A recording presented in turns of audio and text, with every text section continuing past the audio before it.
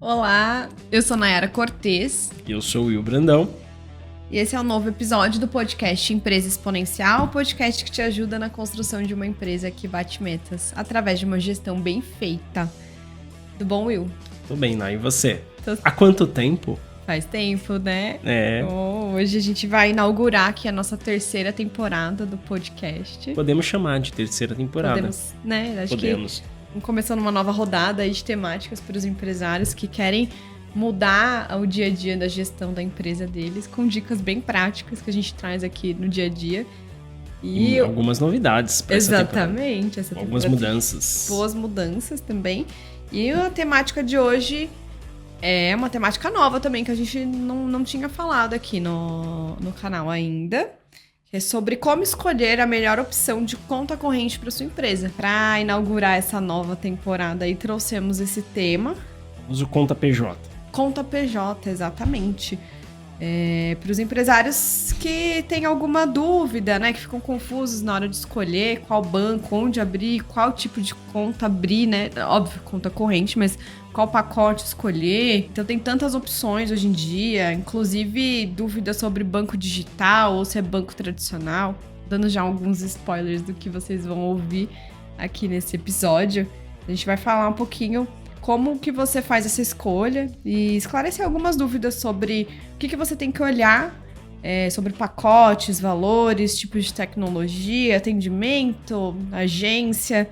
E no final tudo isso impacta, né, no caixa da empresa, tanto para o positivo quanto para o negativo, né, Will? Então, escolher onde abrir a conta PJ, tem a questão das tarifas, tem os juros, tem os investimentos financeiros também, os pacotes, né, disponibilidade de crédito que as instituições têm. Então, tudo isso vai ter impacto no caixa, é importante o empresário ficar de olho, por isso que a gente vai deixar mais claro e dar um passo a passo, uma dica aqui do que ficar de olho na hora de fazer essa escolha. Normalmente a primeira coisa que o empresário faz depois que abre o CNPJ. Então, logo no comecinho da empresa, ele já tem essa preocupação. É claro que no decorrer da empresa você vai podendo abrir outras contas, etc. Sim. Você vai tendo demandas que talvez você não tinha lá no começo, mas em geral, a primeira coisa que o empresário faz quando tira o seu CNPJ é abrir a conta corrente, né? É um tema que a gente até acreditava que seria mais conciso, né? Mas quando a gente começa a investigar, e eu tenho também experiência profissional em banco, então consigo trazer algumas coisinhas aqui. A gente vê que assim, tem bastante coisa para agregar. É um tema que, apesar de ser uma coisa simples em tese, escolher uma conta corrente, tem algumas coisas que são importantes do empresário olhar e ele escolher a melhor opção realmente para o negócio dele, né? E é uma dúvida muito grande, porque sempre que eu converso, né, a gente começa lá fazer a gestão financeira para outras empresas na Valorize. O empresário sempre pergunta, né? Eu tenho conta em tal banco, é bom ou é ruim? Ou então ele está em fase de querer abrir uma nova conta, ele sempre pergunta onde abrir, né? Qual banco abrir. Sim. Então a gente vai esclarecer um pouquinho melhor aí para quem ainda tem essa dúvida, ou está em dúvida aí qual banco abrir a sua conta corrente da empresa.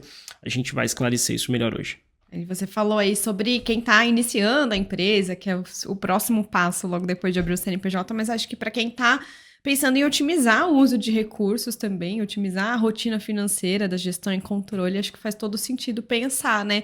A conta corrente que eu tenho hoje tá atendendo as necessidades? Não tá? Então, você tá pensando numa reestruturação também, esse vídeo aqui vai ser bem legal para você. Primeira pergunta que eu tenho para você, assim, com base, né, no que a gente tem de histórico aqui, seria o que é uma conta PJ? Tem alguma diferença? A conta PJ é a conta pessoa jurídica da empresa, né? Então, vamos retomar aqui, né? A empresa, ela é uma entidade separada do dono. Então, são entidades, como a gente fala, né, no mundo financeiro contábil. São entidades diferentes. Então, uma coisa é a pessoa física, que é o dono da empresa, outra coisa é a pessoa jurídica. Apesar, às vezes, as empresas terem um sócio, só um dono só, são entidades separadas, né? E aí, você, ao abrir uma conta PJ, você está gerenciando, basicamente, o dinheiro da empresa, diferente da conta pessoal.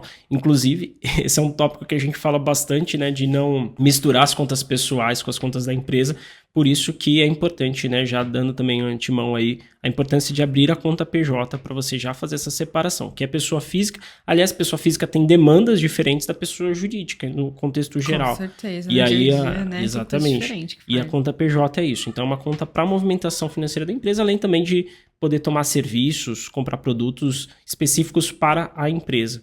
Basicamente, o titular, então, é um CNPJ e não um CPF. Isso, exatamente. Isso. Legal. Então, e é necessário que uma empresa tenha uma conta PJ, assim? Então, foi engraçado, né? Porque eu sempre achei que fosse.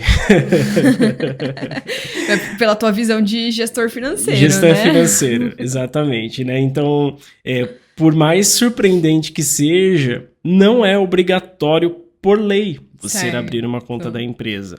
Não é obrigatório a empresa ter uma conta corrente, tá? Mas a partir do momento que você passa a movimentar as contas, as finanças da empresa, você precisa receber numa conta PJ, até para fazer o controle financeiro separado da pessoa física.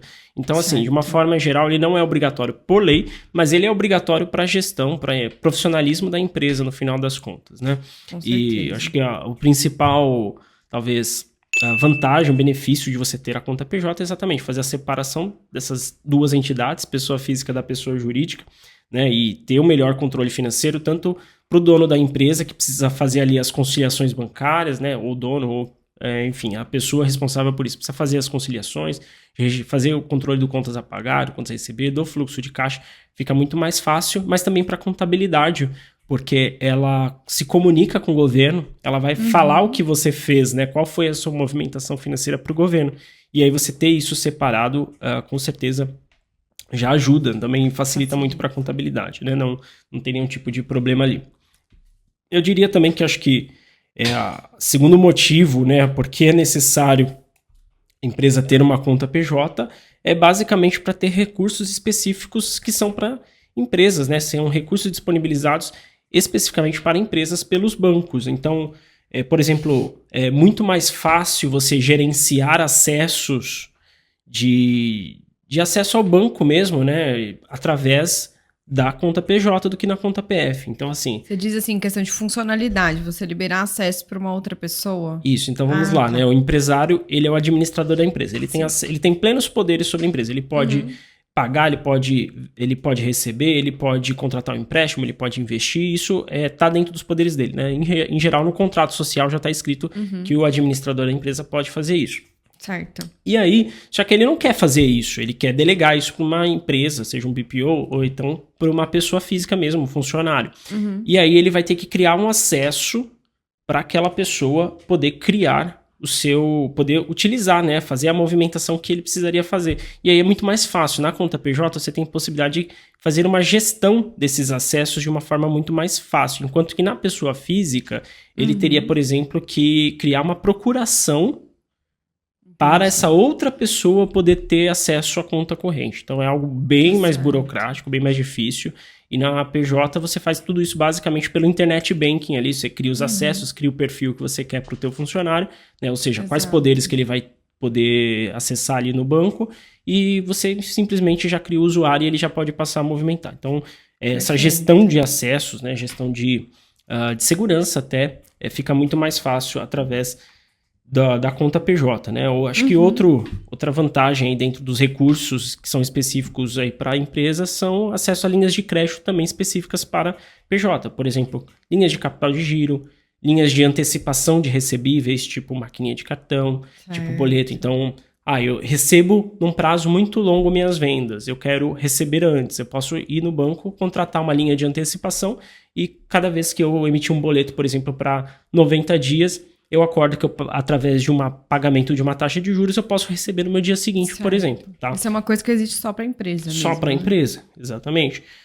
Linhas de financiamento também, né? Muitas linhas que são específicas, até aquelas que são subsidiadas pelo governo, né? Que vêm de recursos públicos, tipo linhas do BNDES, você pode... A empresa ela tem acesso, sendo que a pessoa física, por exemplo, muitas linhas não teria acesso. Então, financiamento de uma máquina, de um carro, enfim...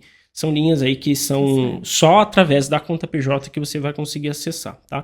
E eu diria também outras funcionalidades do que a gente chama de cash management, né? O que é o cash management? Basicamente é a gestão de caixa da empresa. Então tem funcionalidades no banco, tem produtos no banco e que são específicos para a empresa, tipo emissão de boleto em nome da empresa, maquininha de cartão, né? Convênios de folha de pagamento. Que aí você faz... Isso é que eu ia perguntar, pagamentos em lote, né? A pessoa física não tem essa necessidade, porque não tem várias pessoas para pagar, assim... Claro que tem, mas a responsabilidade de pagamento de funcionários, né? Você faz tudo de uma vez, você faz pagamento em lote, né? Essas soluções de cash management, elas são específicas sempre para a empresa porque a demanda é da empresa. Alta, É muito maior. Então, uma empresa tem, às vezes, 50, 100, 500, 1000 colaboradores. Ela não vai ficar lá registrando um a um. Não então, dá, ela faz um convênio com o banco, é uma solução que o banco oferece de folha de pagamento. Isso só vai conseguir através da PJ também. Outra coisa, por exemplo, câmbio, que empresas, em geral, fazem câmbio, fecham câmbio com algumas empresas que trabalham principalmente com compra e venda de produtos internacionais, trabalham com comércio exterior, ela tem que fechar câmbio, basicamente, né? E aí você tem soluções específicas de câmbio que também facilitam esse dia a dia. Isso também são soluções específicas para a empresa, tá? Acho que, só para acrescentar, eu acho que as boas práticas do mercado, inclusive, muitos fornecedores, elas exigem que o pagamento seja feito através de uma conta jurídica. Exatamente. Até porque pega mal, né? Você tem a empresa aberta lá e tá recebendo numa conta pessoa física, às vezes você tem os sócios, será que os outros sócios estão recebendo, não estão recebendo? Fica uma coisa meio estranha você fazer pagamento para a empresa por um serviço, por um produto, mas direcionado a uma pessoa só. Então, passa uma imagem de profissionalismo muito mais alta, uma credibilidade muito melhor.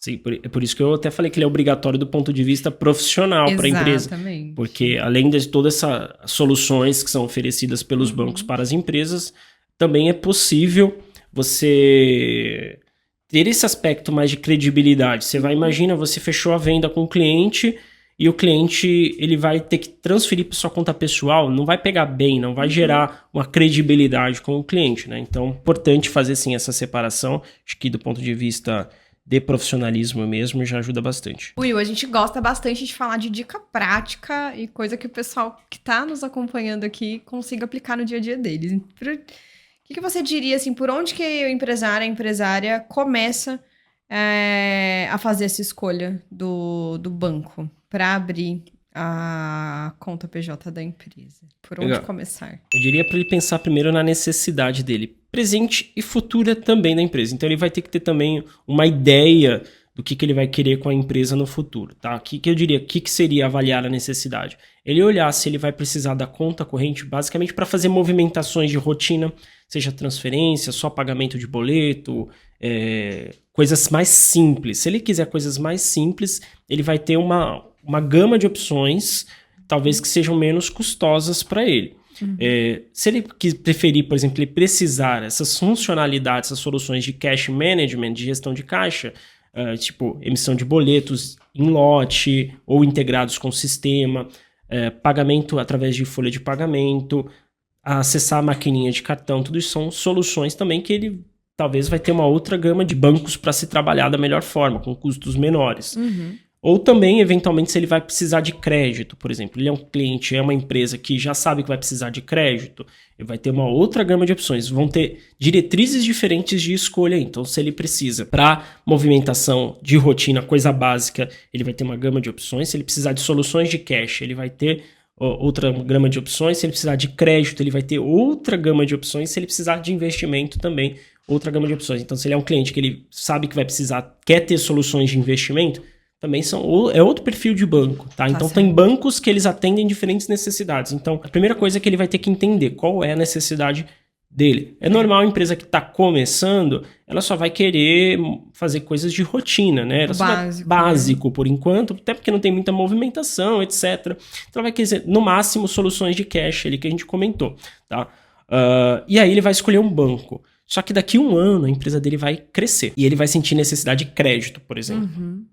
Só que, naquele banco que ele escolheu, de repente, ele não vai ter uma oferta de crédito coerente com o que ele precisa. Porque às vezes é um banco menor, um banco que tem menos recursos, menos oferta de crédito. E a realidade da empresa mudou, né? Mudou. E ele vai sentir necessidade de ter, então, optado por um outro banco. Só que quando ele vai para um outro banco, tá? Hoje em dia tá um pouco mais fácil. Até a questão do Open Bank, né? Transferir esse histórico de um banco para outro. Porque antes, é o seguinte, quando eu trabalhava no banco, né?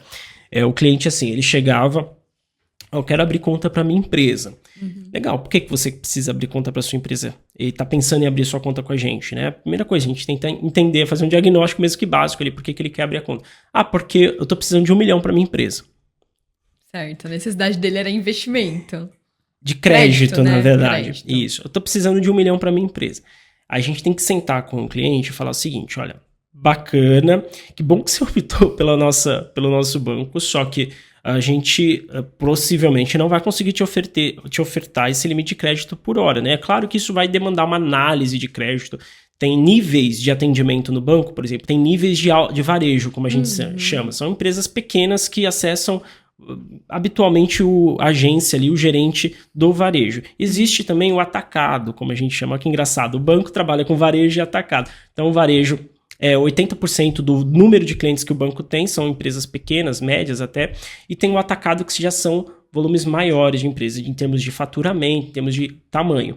E aí o varejo, que é o que a gente está falando aqui, que eu acho que é a realidade da maior parte das empresas, o varejo ele vai ter que passar por um processo de análise de crédito automatizado. Então o banco já tem os parâmetros ali que ele já sabe o que ele vai oferecer de crédito para aquele cliente. Em geral, um cliente novo, ele vai ter, como ele não tem esse histórico de bom pagador, etc., ele não tinha isso antigamente, né?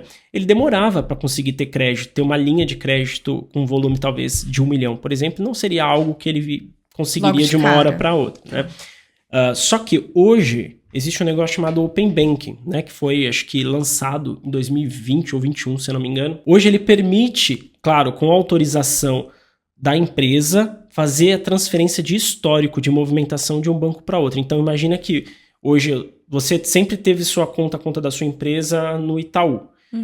Só que o Itaú hoje ele não te atende nas suas demandas. Aí você quer abrir conta no Bradesco, por exemplo. Então agora você pode ir no Bradesco, você fala assim, eu quero abrir minha conta, eu quero transferir todo esse histórico, eu quero aderir ao Open Banking. E aí o Bradesco, ele vai ter acesso a tudo que você fez lá no Itaú. Isso vai facilitar, obviamente se você é um bom pagador, vai facilitar você ter crédito no Bradesco logo de cara, talvez conseguir aquela demanda que você precisava e talvez por uma taxa até menor do que você teria se não tivesse transferido esse histórico. Porque o banco, ele basicamente o banco trabalha, né, quando ele oferta crédito, ele trabalha com estatística, né? Então, ele vai desenhar um modelo, os parâmetros que são importantes para eu liberar crédito é faturamento da empresa, histórico de inadimplência, protesto contra a empresa, histórico do sócio. Ele vai fazer uma avaliação de tudo que ele acha que é importante. Uma das coisas é histórico da empresa no mercado, né? Então, se você já consegue trazer esse histórico para o banco, uma das variáveis, um dos parâmetros que o banco olha, você já está te favorecendo, né? É quase como as operadoras de telefonia fizeram no passado com a possibilidade de portabilidade do número, né? Nesse caso, você faz uma portabilidade para o banco, só que você traz o seu histórico junto, né? Que você traz o número da conta e tudo para o outro banco, mas você traz essa abertura dos dados, né? No fim é isso, dados abertos, né? É uma portabilidade dos dados. Assim, é uma portabilidade entre aspas, porque o banco que você tinha conta, ele continua com o teu histórico, você não tirou de lá, né? Mas você abre esse acesso ao seu histórico de uma forma mais rápida, né? E consegue acelerar algumas coisas que você demandaria. Perfeito. Então, só atenção à sua necessidade, que a gente estava pontuando aqui, por onde começar. Então, primeira coisa, avaliar a necessidade. E é essa, né? Verificar o que você precisa hoje e o que você já sabe que vai precisar no futuro. Então, você vai escolher aí a gama de opções do banco que mais te favorece. Eu diria, né, que a segunda coisa que você vai olhar é a preferência pelo seu modelo de atendimento. Porque hoje nós temos os bancos exclusivamente digitais, porque todos os bancos hoje são digitais, no final das contas. Sim, todo mundo tá no digital, não tem jeito. Tá? Só que nós temos aqueles bancos que já nasceram no digital, eles não têm agência, eles não contam com estrutura física de atendimento.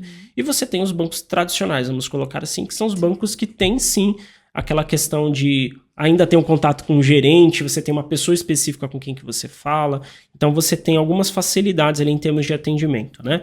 E tem gente que tem preferência pelo modelo digital exclusivo e tem pessoas que têm perfis de preferência pelo modelo que gosta de ter o gerente, que gosta de ter esse contato mais próximo com o gerente, tá?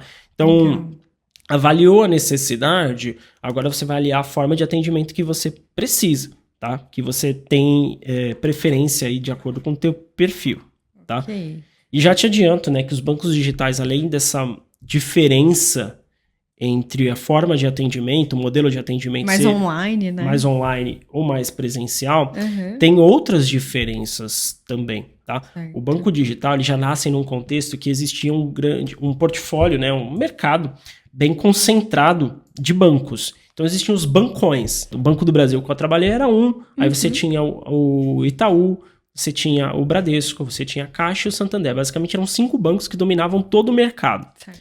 Tá? Sempre tiveram os banquinhos menores, mas esses dominavam todo o mercado, quando a gente fala de banco comercial. E aí vieram os bancos digitais. E os bancos digitais vieram com a proposta de ganhar o mercado que eram dos bancões. O Nubank, né, ele nasce com essa proposta de aposentar os bancos dinossauros, como eles chamam. Eles usam esse termo, né, que são esses bancões tradicionais. E eles chegam com uma proposta muito agressiva para isso. E para ganhar mercado, o que eles fazem? Eles reduzem o seu preço. Tá? Abaixo preço. Eles abaixam o seu preço. Então, é uma das formas, um dos atrativos para você abrir conta nos bancos digitais. Então, normalmente, é o preço das tarifas mais baixo. Tá certo. Ou, às vezes, até isento. Né? Zerado, né? O banco ele ganha dinheiro de 2 formas, no contexto geral. Empréstimos, né, com juros recebidos sobre os empréstimos que ele faz, o spread bancário, né, na verdade, entre o que ele empresta e o que ele paga, e tarifas bancárias. Isso é o grosso do que os bancos ganham dinheiro. Então, os bancos digitais eles já nascem apostando menos nesse volume de tarifas exatamente para conseguir crescer. Aí talvez no futuro essas tarifas elas comecem a acontecer com os bancos digitais também, porque é algo até natural, né? Os bancos precisam gerar lucro, né? Eu acho que eu não preciso nem falar sobre isso. E aí, então, por exemplo, se você hoje pretende fazer movimentação habitual, talvez aquelas movimentações de rotina, tipo gerar boleto, não precisa de grande complexidade, coisas, pagamento de transferências, TED, Pix, etc. Talvez os bancos digitais eles sejam menores em termos de custo, né? Legal. Porém, tem a desvantagem do banco digital. Qual que é a desvantagem? Como eles são bancos que estão começando, mesmo que eles já tenham uma base de clientes grandes, não são bancos extremamente capitalizados. Então, mesmo o Nubank hoje, que tem um número de clientes muito grande, inclusive já abriu capital na bolsa para se capitalizar, eles não têm o poder de fogo que tem o Itaú, por exemplo, em termos de recursos financeiros. O Banco Itaú, por exemplo, ele tem históricos de bilhões e bilhões de bilhões e bilhões e bilhões de lucro anualmente já há muitos anos. Então, eles se capitalizaram muito. Os bancos estão extremamente capitalizados, esses bancos grandes. E aí, qual é a vantagem de estar capitalizado? Que você oferece mais crédito, você tem mais poder de oferecer crédito. Com taxas até menores. Não. Você tem esse poder, né? Tá. Mas não necessariamente. Mas a grande questão é a oferta de crédito em si. Mais crédito disponível. Isso. Então, por exemplo, se você conseguir você empresa, conseguir uma linha de crédito com esses bancos digitais, provavelmente você vai ter um valor mais restrito de crédito que nos bancos tradicionais. Os bancos tradicionais eles têm esse poder de fogo maior para emprestar. E também linhas de investimento, né? Porque os bancos tradicionais eles também trabalham com um portfólio de investimento muito maior do que os bancos digitais. Normalmente os bancos digitais têm ali o seu CDB, para quem quer, juntei um dinheiro, quero investir o dinheiro da empresa, vamos deixar parado. Eu vou escolher um banco digital e vou ter acesso ali 2, 3 linhas no máximo. Então vai ser um CDB, 2, 3 fundos ali basicamente. Já nos bancos tradicionais, essa portfólio de fundos, por exemplo, você tem 50 fundos para escolher, renda fixa, renda variável, fundos de multimercado, do teu gosto. Tá então, para quem busca investimento, também, de repente, o banco tradicional é interessante. Mas aí vai um contra-porém aí. Eu dei um contraponto. Acabamos de falar que os bancos tradicionais são mais capitalizados, tá? Então, eles têm menos necessidade de ficar captando dinheiro dos seus clientes, do mercado, porque eles já têm uma reserva grande. Tá? Não que não seja necessário, eles precisam, para poder emprestar, eles precisam se capitalizar. E aí, como eles têm mais dinheiro em caixa, eles podem pagar menos para quem investir com ele. Porque eles não têm tanta necessidade de se capitalizar assim. Agora, os bancos digitais que estão nascendo não estão tão capitalizados, eles precisam de oferecer uma taxa um pouco maior de retorno para quem investe, para poder atrair aquele dinheiro, tá? Então, vamos supor, eu tenho 2 contas. Eu tenho conta no Banco Inter e no Banco Bradesco.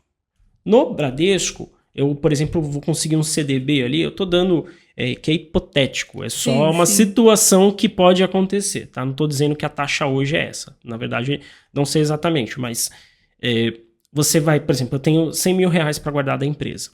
Eu posso ir lá no Bradesco e falar, eu quero investir no CDB de vocês. Aí o Bradesco vai falar assim, ok, eu vou te pagar uma taxa de 94% do CDI. A gente já falou sobre esses índices, né? Mas o CDI é um índice de mercado aí que basicamente indexa vários ativos financeiros, né? A valorização. Então, eu quero investir aí, sei lá, 100 mil reais, 94% do CDI. Aí eu vou no Inter, vou entre aspas, porque o Inter é um banco digital, mas eu olho lá que quando eu coloco para investir, ele fala assim que está me pagando 100% do CDI. Certo. Então, de repente, nesse caso, apesar de ter eu tenho menos opções de investimento, mas o retorno pode ser maior, porque o Banco Inter precisa se capitalizar muito mais do que um Bradesco, por exemplo. Perfeito. Tá? Então, fica de olho nessas situações, tá? Mas de uma legal. forma geral, quem tá pensando em crédito e investimento, os bancos tradicionais têm mais opções, tá? Legal. Tem mais alguma questão com relação à preferência pelo banco digital tradicional? Tem questões aí tecnológicas, por exemplo, né? Os bancos digitais nasceram no mundo digital, já nasceram com toda a infra tecnológica para isso, né? Os bancos tradicionais, eles foram criando isso ao longo do tempo. Tem também a questão do suporte, né? Tem bancos tradicionais que, por exemplo, você precisa abrir um chamado numa ouvidoria, num saque, etc. Os bancos digitais, às vezes, só abrem um chatzinho dentro da sua conta. Mas aí eu diria que é a gosto, né? Mas... mas questão de atendimento fica mesmo, a gosto do relacionamento que você vai ter. Isso, fica a gosto de cada um aí o que prefere. Prefere um suporte presencial também, né? Como a gente falou, uma forma de atendimento presencial, fica a critério, mas também é um ponto de atenção. Então, eu diria que as diferenças, né? Escolher. Então, primeiro, só recapitulando, né, Nay? Então, avaliou a necessidade, já escolheu entre preferência entre banco digital ou banco tradicional, ou de repente as cooperativas aí que a gente coloca como uma terceira via, o empresário ele vai sair com 3, 4 opções ali para escolha, tá?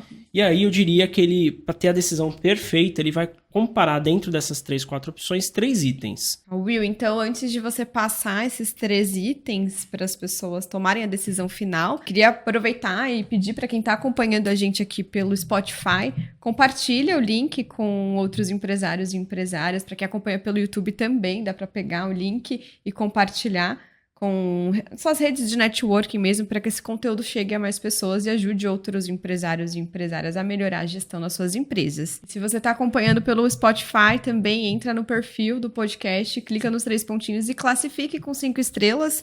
No YouTube, dê um like para a gente saber quem está gostando de acompanhar nosso papo. Isso aí, ajuda bastante.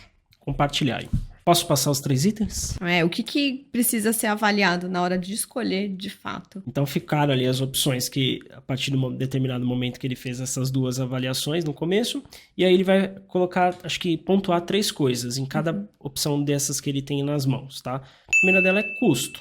Então, se eu estou buscando, por exemplo, fazer transferências, eu vou olhar os custos principalmente dessas transferências. Se eu estou buscando um banco para crédito, eu vou olhar a taxa de juros que o banco cobra, né? Então, eu vou olhar de acordo com aquela necessidade que eu mapeei lá no começo.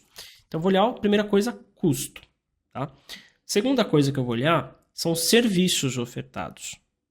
Então, bom, se eu estou precisando de soluções de cash, eu preciso olhar quais são os serviços. Eu tenho serviços, todos eles disponíveis?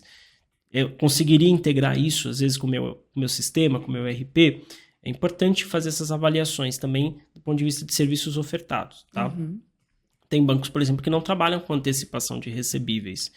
Você consegue até ter uma linha ali de capital de giro, etc., mas às vezes ela sai mais cara do que a antecipação, porque a antecipação, em tese, ela tem uma garantia um pouco maior para o banco. Então, olhar os serviços que você tem ali de acordo também com a tua necessidade.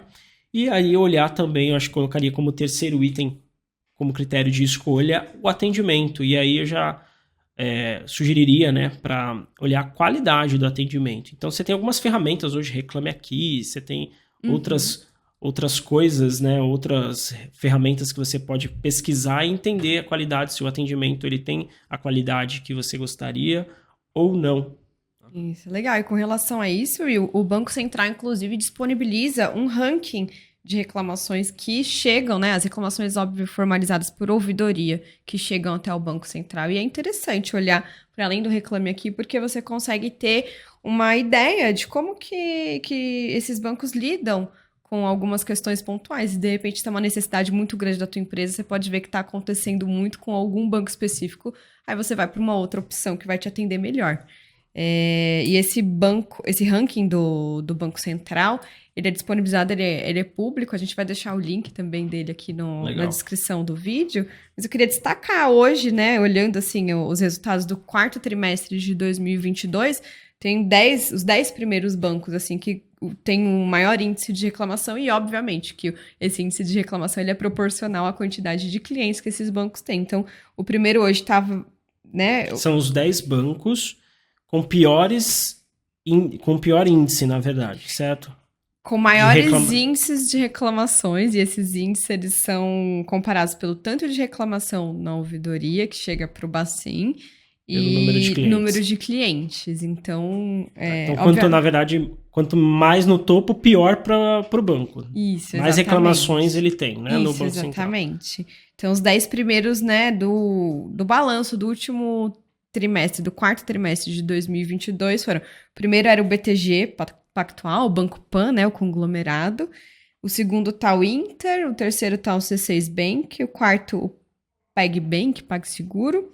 O quinto é o Bradesco, o sexto Santander, o sétimo o Mercado Crédito, o oitavo é o Itaú, o nono o Original, o Banco Original, e o décimo o Banco Votorantim. É legal isso daí, porque fica bem claro o número de reclamações em termos proporcionais para o banco. Então, porque no Reclame Aqui você vai ter ali 1 milhão de reclamações num banco e 500 no outro. Só que se um cliente, né, um banco, ele tem número de clientes talvez 100 mil vezes mais do que o outro. Né? Exato, e aqui, inclusive, nesse ranking do Bacen, você consegue identificar qual que é o tipo de reclamação, o que estão reclamando mais.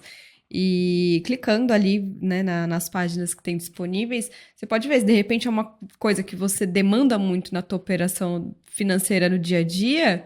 Óbvio que você pode optar por alguém que está com um índice mais baixo de reclamações, que você vai ter um atendimento muito mais adequado à tua realidade.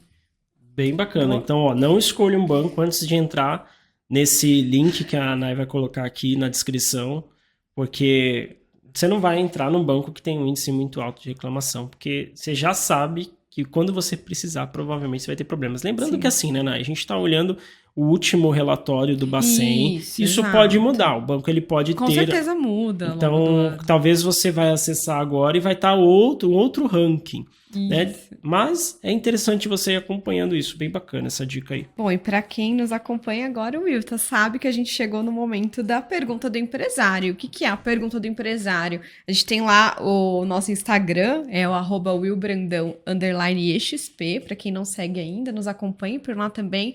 Tem conteúdos bem práticos no dia a dia com relação à gestão empresarial, gestão financeira. E os empresários que nos acompanham mandam muitas perguntas, tanto em inbox quanto pelas caixinhas de pergunta. Então, é um momento que a gente traz aqui a realidade que tem de quem está empreendendo para eu esclarecer essa dúvida. E com relação à abertura de conta PJ, Will, tem 2 perguntas hoje. Vou fazer a primeira. Eu tenho uma matriz e uma filial. O ideal é ter uma conta para cada CNPJ? O que você acha? O ideal é uma conta por CNPJ, até porque assim, são 2 negócios, né? São 2 unidades de negócio diferentes. Então, você tem a sua matriz, que ela vai ter um resultado, e você vai ter sua filial, que vai ter outro resultado. Certo. Então, para facilitar o controle financeiro, não ter mistura, porque às vezes é normal o cara assim... Eu tenho uma matriz e a minha filial. Aí eu misturo todas as contas todos os meus recebimentos, por exemplo, ou pago conta de uma empresa na conta da outra, né? No final das contas, você não vai saber qual o resultado da sua matriz nem da sua filial.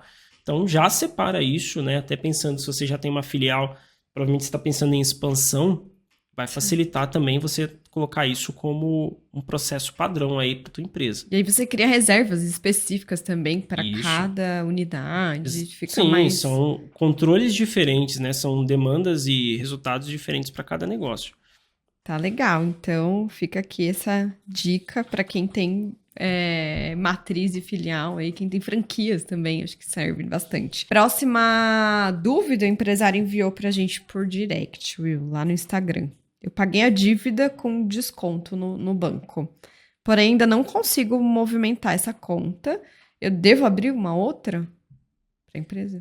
Ele tinha uma dívida e ele pagou essa dívida com desconto. Uhum. E ele não consegue mais movimentar. Certo, é isso? mesmo. Isso mesmo. Tá. É assim, o que acontece? Quando você faz uma dívida e o banco, você negocia com o banco com desconto, você, de certa forma, prejudicou o banco. Certo? Sim. De uma certa forma, porque o banco tinha uma expectativa de recebimento. Não vou nem entrar no mérito se a taxa de juros é abusiva ou se não é. O fato é que você tinha um contrato com o banco e você não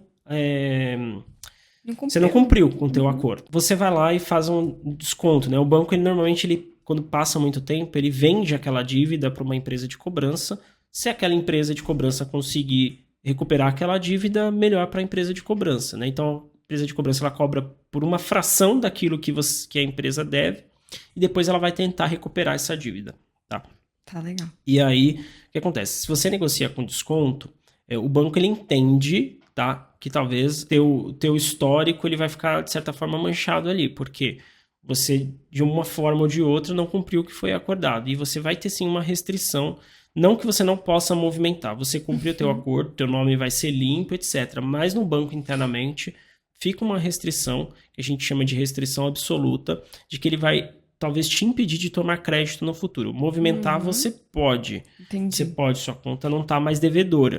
Tá? Certo. Você pode movimentar, receber, pagar a conta normalmente. Só que se você precisar, por exemplo, de crédito, você vai ter dificuldades. Ou você vai ter que tomar crédito com uma taxa de juros. É igual, sabe, quando você faz um seguro e você tem um carro, fez o seguro saiu por R$5.000.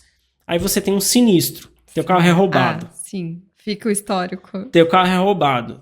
Vai fazer o seguro no ano seguinte, você vai comprar o mesmo carro, vai fazer o seguro para você ver o quanto que ele sobe. Porque ficou um histórico lá, né? Você tem um histórico, talvez o lugar que você mora, talvez o lugar que você ande, de alguma forma você se colocou, né? Você se colocou não culpando a vítima, mas de alguma forma teu perfil ali, ele entende que é um perfil de maior risco, visto que já teve um sinistro. Mesma coisa o banco. Tá? Então, se você for conseguir pegar crédito no futuro, você vai pegar crédito talvez com uma taxa maior do que a média. E aí você pode movimentar normalmente. Se você quiser abrir conta em outro banco, possivelmente esse outro banco ele não vai ter restrições contra você. Mas lembrando que agora o Open Bank fica tudo aberto. Então, se você quer tomar crédito com outro banco e quiser liberar o Open Bank, tudo isso vai ser disponibilizado também no sistema financeiro ali para você. Pro banco, no caso, né? Tá ótimo, então, Will. Muito obrigada pelo papo. Obrigada para quem nos acompanhou aqui hoje também. Finalizamos a nossa conversa. Finalizamos esse primeiro episódio da 3ª temporada. Espero que vocês continuem nos acompanhando. E comenta aqui no YouTube o que vocês acharam. Se tem alguma ideia de conteúdo pra gente abordar também, pode trazer. Passa pra gente aí ideias, né? Dúvidas, curiosidades que vocês tenham. Né? Acho que a ideia também é a gente falar mais sobre estratégia, né? Que é um tema importante e que deve ser o foco de atenção do empresário com a gestão da empresa. Então a gente vai falar bastante sobre estratégia, vai trazer outros conteúdos aqui que vão complementar toda essa parte financeira que a gente já fala bastante e que acho que vai fechar ali no termos de conhecimento e habilidades que o empresário precisa ter para continuar evoluindo o seu negócio, né? Então comenta aqui qual tema que você quer ver no próximo episódio. Então fechamos, Will, e aguardamos vocês no próximo episódio. Isso aí. Falou!